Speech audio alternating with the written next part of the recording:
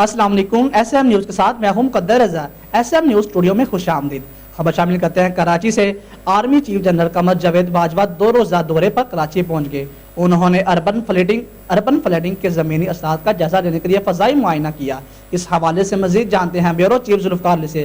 جی ذوالفقار علی، آگاہ کیجیے گا۔ جی بالکل، army chief general Qamar Javed Bajwa 2 روزہ دورے پر کراچی پہنچ گئے۔ انہوں نے اربن فلڈنگ کے زمینی اثرات کا جائزہ لینے کے لیے فضائی معائنہ کیا، جبکہ تباہی سے نپٹنے کے امدادی کام کی رفتار پر اطمینان کا اظہار بھی کیا اور کہا کہ کسی بااثر علاقے یا برادری کے لیے کسی ضرورت مند علاقے کو نظر انداز نہ کیا جائے۔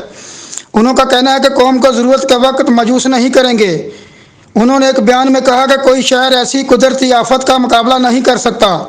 بعد ازاں آرمی چیف نے کراچی کور ہیڈ کوارٹرز کا دورہ کیا، جہاں انہیں کراچی کی حالیہ تاریخ کی بدترین اربن فلڈنگ اور سندھ بالخصوص کراچی میں فوج کی جانب سے سول انتظامیہ کی مدد کے متعلق آگاہ کیا گیا۔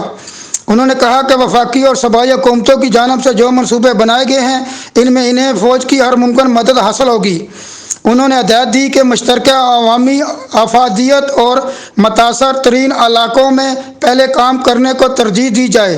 کسی بھی مقام پر کسی خاص علاقے یا برادری کے اثر و رسوخ کو دیکھتے ہوئے ضرورت مندوں سے توجہ یا وسائل منتقل کرنے کی اجازت نہیں ہونی چاہیے۔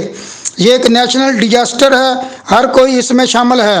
میں آپ کو یہ بتاتا چلوں کہ کراچی پہنچنے پر آرمی چیف کا corps commanders Karachi lieutenant general Humayun Aziz نے استقبال کیا۔ جی بہت شکریہ ذوالفقار علی، تفصیلات سے آگاہ کرنے کا۔